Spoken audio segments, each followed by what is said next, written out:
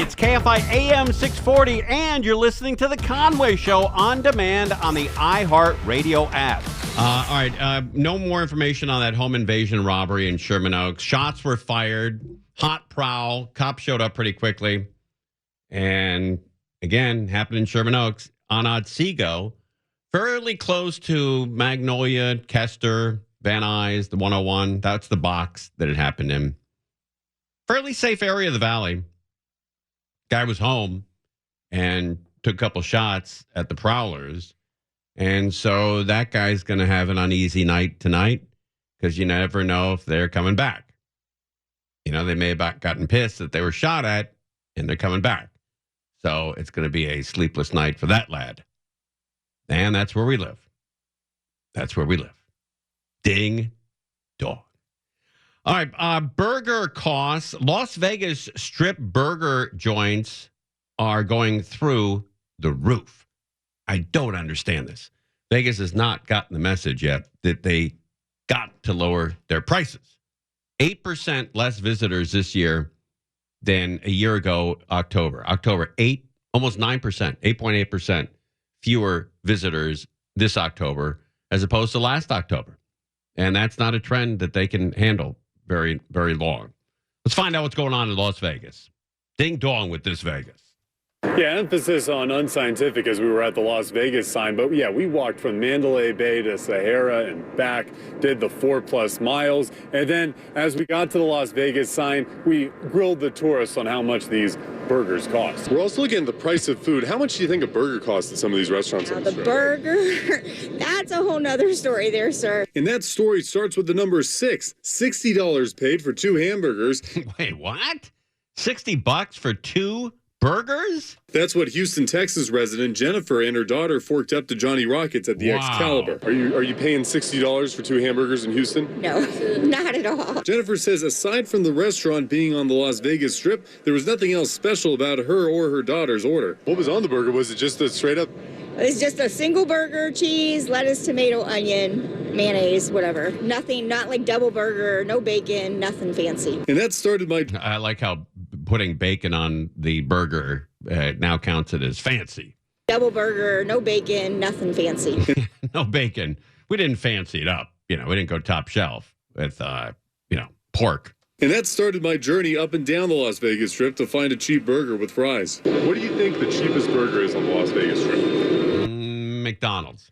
Probably like $15 just for the burger. Oh. Where or how much do we think? How much? Maybe about $20. I started at Mandalay Bay where we encountered Johnny Rockets. Now, Johnny Rockets has multiple locations with the menus showing prices in the 20s. Across the street from Mandalay Bay is New York, New York, known for being one of the more affordable options on the Strip, but only one sub-$20 burger was inside at Tom's Watch Bar for $19.50. 9 Fine Irishmen, meanwhile, saw their sizzling patties sit at $23 a bite. $23 for a hamburger? And meanwhile, saw their sizzling patties sit at $23 a bite. It goes without saying that the Las Vegas Strip is the epicenter of where pop culture and hospitality mix, and that meant we had to go to Gordon Ramsay Burger at Planet Hollywood. Oh, here we go. $40. Gordon Ramsay burger. The British chef has collected millions for his various television shows, and his burger restaurant collects quite a pretty penny, too. Their menu, only available through a QR code, shows their most basic burger and fries options with a floor of $26.99. Wow. For one of their specialty burgers, like a Wagyu beef patty, the cost is nearly double at $49.99. One of the things that we found with the pricing so far is that it tends to be between $22 to $30 for that average burger price. I think one of the biggest things seems to be is that there's that lack of place that's under $20. Yeah, well, the biggest In-N-Out in, I think, in the United States is right there off the Strip. You can go there, and it's $4, $5, $6. I don't know what an In-N-Out burger is nowadays. $4. Where we did find a spot comfortably under $20 was at Bobby's Burgers. Most of this location's offerings are less than $20. The catch, it's not a sit-down full-service restaurant, and the fries will cost you extra. From what we could find today, the king of the cost belongs to Chicky and Pete's Crab House and Sports Bar at the Sahara Hotel and Casino. $19 flat for the menu item known as the cheese. Coming with the burger is American cheese, lettuce, tomato, and onion, as well as $10+ saved compared to these other options. And the catch that we had today was that it had to be a sit-down restaurant. So it couldn't be that fast food joint that's at Planet Hollywood at those shops, something like that would be a quick and easy bite. There are several of those options, of course, but if you want to go to the Las Vegas Strip, the thought is that you're going to be spending your time sitting down, eating with family or for yourself, and you're not going to spend too much. What we found, however, is that most of those options are over $20. So if you can find something under 20, well done to you, because that can be rare. It's not going to last long. People are not going to be spending $30 for a burger. It's just not going to happen. There's a very funny comedian, guy named Chris Turner. It's at Chris P.J. Turner. He was sitting on a subway in New York, and a guy gets on with a boombox, and he's playing music really loud. And he had a very, very funny run or take on this. Very funny man. People bring Bluetooth speakers on the subway and decide what music we all listen to. I was sat there, see the doors open, see the gentleman. I'm like, oh, come on in, sir. No, why not? We were all waiting. Please, pump out that gangster rap. After all, it is 11 a.m. on a Wednesday. A while back, there was a guy who played a song. It was pretty good. It had a good beat. I liked it so much I paused my music to properly appreciate the song, and it was good. I got carried away. I was just nodding along. And then he looked at me and I went, oh no. It's not for me. You're playing it for everyone, but paradoxically, it's just for you. It was a good song. I didn't know what the song was, so I Shazammed it. Very sneakily, very subtly got my phone. I was like, let's figure out what that is. I didn't know what the song was, so I don't know what the song is. If that's not a question, I'm going to ask that man with this accent. Pray tell, who is this composer? Very funny guy. Chris Turner, he's a British comic. I guess you could tell by his accent. Very funny dude. Very funny. Funny man. All right. You're listening to Tim Conway Jr. On Demand from KFI AM 640. I used to live in, we were talking about Orange County. I used to live in Seal Beach. And if I'd do it all over again, I would have stayed in Seal Beach, raised my daughter down there with all the, beach rats. She would have been a, surfer and, I don't know, snowboarder and that whole run. So I was talking to Bellio about this. I'm from the San Fernando Valley. And the San Fernando Valley, you cannot get lost. Every street goes exactly east-west or exactly north-south, period. But man, when I get into Orange County or Laguna or San Clemente or Dana Point, especially around Huntington Beach, and if I get on the 22, I'm in another world. And I pride myself on having a great sense of direction. I cannot figure the effing freeways out. You were a limo driver. I know. And I can't figure out that 22. No, me neither. I just had to take that the other day, and I have to have John talk me through it every time. And I know we can use GPS, but it's I like to know where I'm going. And there used to be a client here. It was a retirement home, and I went there once a month for 2 years. And I got lost every time I went. It sounds like me. Every single time. It was Roundtree Gardens. And I tried to approach it from 8 different ways. That's in Colton, right? Is it? I don't know. Yeah. I still don't know. No idea where it is. But I tried to approach it from 8 different directions. And all of a sudden, I bet this happens to you, Bellio. You're driving. You don't know where you are. And you're like, oh, now I know where I am. We have in Irvine the Yale Loop, that you have the West Yale Loop and the East Yale Loop. And I get confused every single time. And then occasionally I'm driving down a street and I realize that it was a straight shot and I didn't need to go all the way around. I'm like, that connects to that? I still, after this, many years there. This my wife was going to visit her dad in Parker, Arizona, and she missed her off ramp, and she drove past where she was supposed to turn for 60 miles. For 60. 60 miles. Aw, 60. that's not funny. That is honed in to just music or whatever. But I've had it happen to a friend of mine. He was going to the Grand Canyon, and he pulled over. This is before GPS, and this is when you had a map that folded open in the car, and you'd have to pull over and look at the map. And he stopped at the gas station, and he said, "Hey, which way is the Grand Canyon?" And the guy said, "It's that way." Just joking with him. You could almost see it from where the gas station is. And he drove away from the Grand Canyon for 100 miles on one of those like highways. It's just a road in the desert, 2-lane road. And he was 100 miles when he finally pulled out another gas station.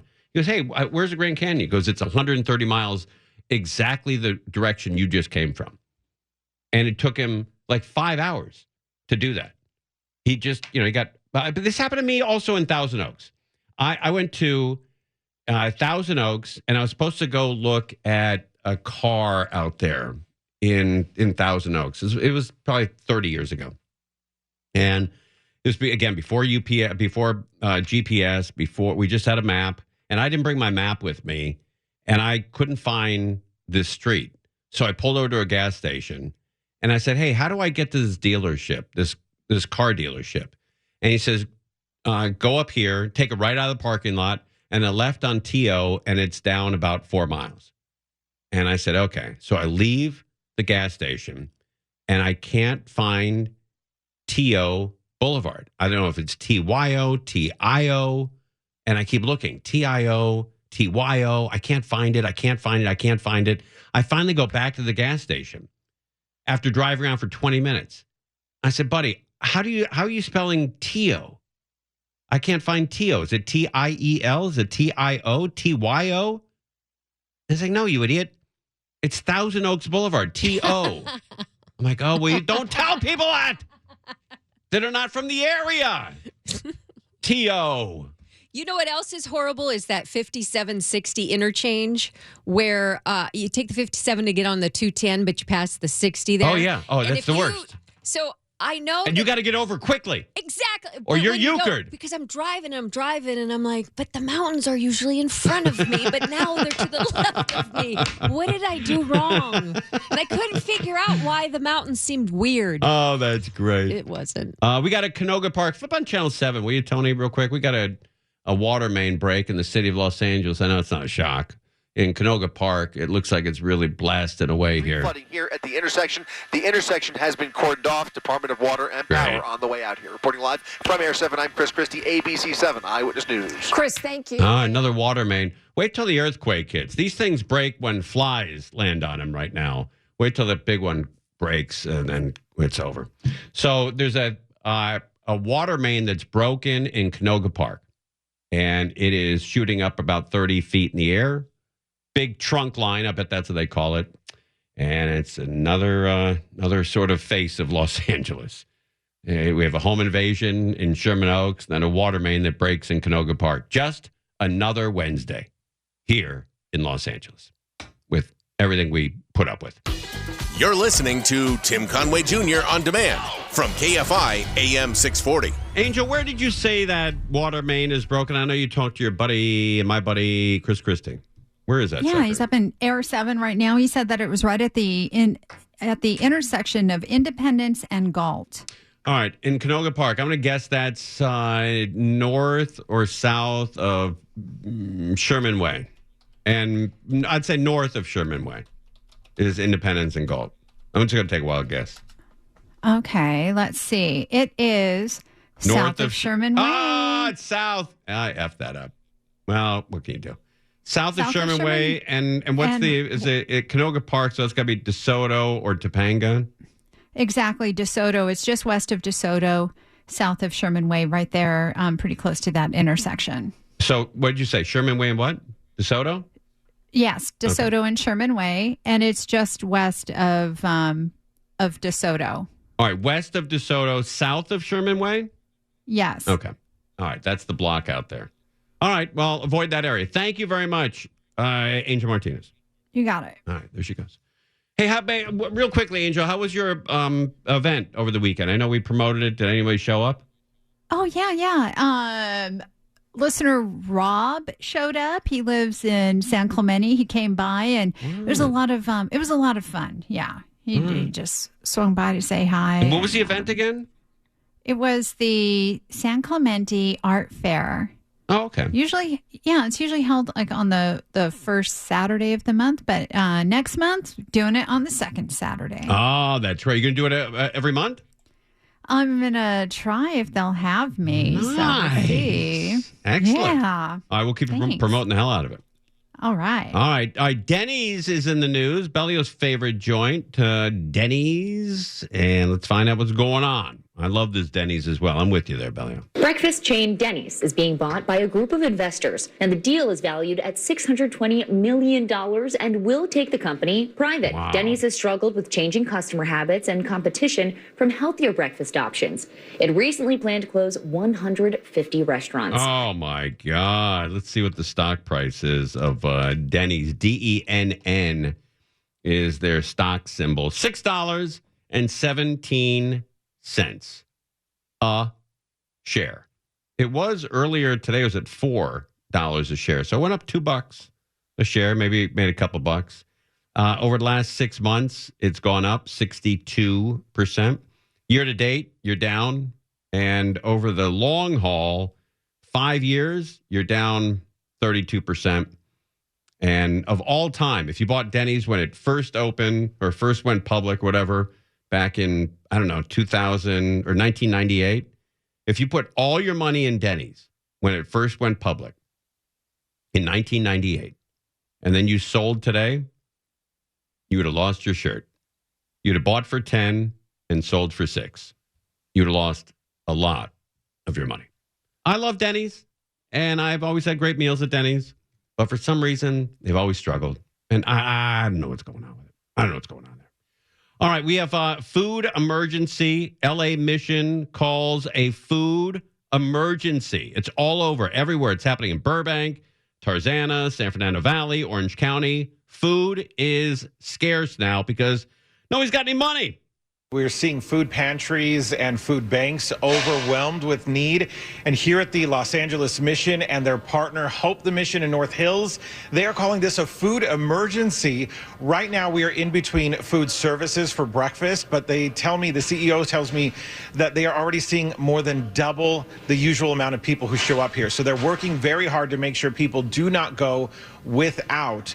So as we talk about funding, also the White House says that it will begin funding SNAP, which in California is called CalFresh, but that comes after 2 judges handed down rulings to fund the program. Okay, so they're going to try to get money back in people's hands.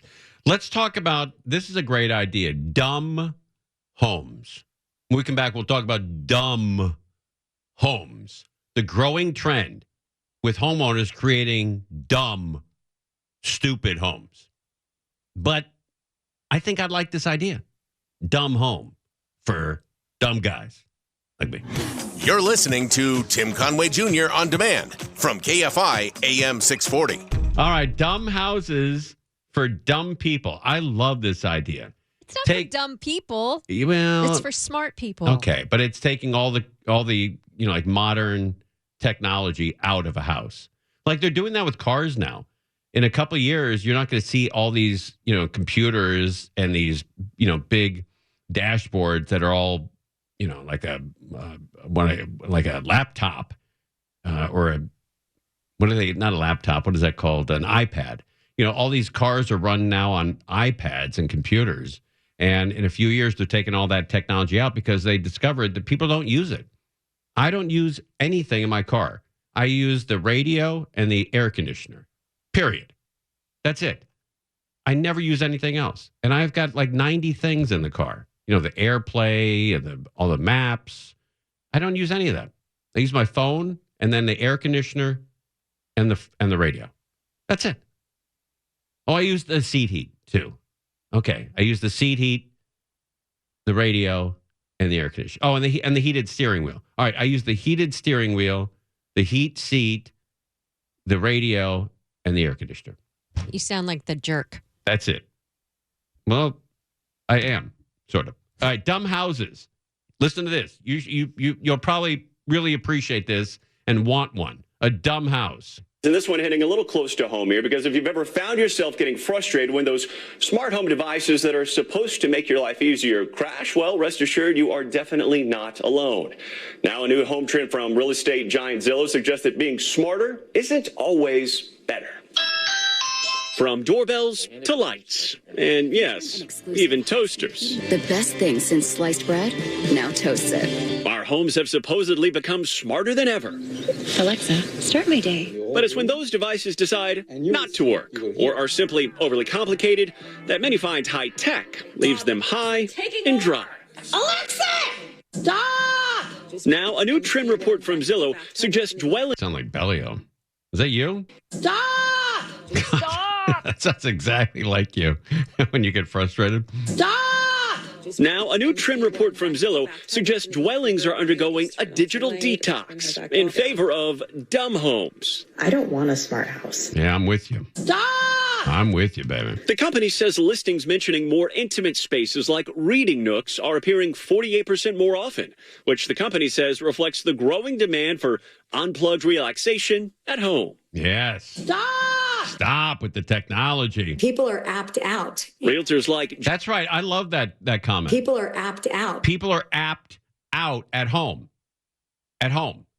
You don't need to have everything done for you at home. You can get up off your ass and turn the lights on. Realtors like Julie Provenzano in Dallas are taking note. So in some cases, a home can almost become too smart. That's right. That's exactly right. A home can become too smart, and sometimes we just got to reel it in. We don't want to be arguing with our technology. You know, this is a great topic tomorrow for Dean Sharp, Bellio. Let's talk to Dean Sharp about this tomorrow. Should we? She's not there? I'll wait for her. I'm not doing anything. Bum, ba-dum, bum, bum, ba-dum, bum. Where'd she go? Oh, she'll be back. She'll be back. I'll just wait for her. Bum, ba-dum, bum, bum, ba-dum, bum. Bum, ba, ba, bum, bum, ba, bum. She back yet? No. We'll wait. Because she had something better to do.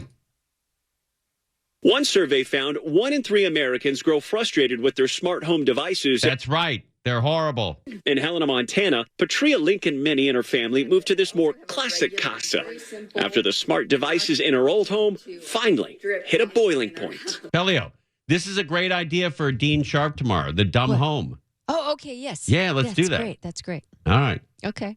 On your way. Whatever else you were doing. Ding dong with you. Thank you. Setting up the sprinkler system through an app, that would bring us to tears. Literally. It was so frustrating. Yeah, just go out and turn the sprinklers on. And then when they're done, shut them off. All of our light switches are very simple. We have buttons. Now, with some nostalgic simplicity, she says there's no place like her dumb home.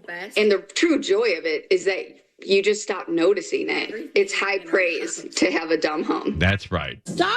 Yeah, stop with the technologies. So, guys, despite this trend, research does show that smart home tech does increase property value when done right. But real estate experts warn, if you do plan on installing any of those smart devices, try and stick with a trusted brand that'll be around for years to come. And ask yourself, will this still be relevant in 3 to 5 years? No. Otherwise, you could be on the hook for yet another pricey upgrade here. Oh, they've got to stop with this. Stop! Yes, with the technology at home. Give us a break.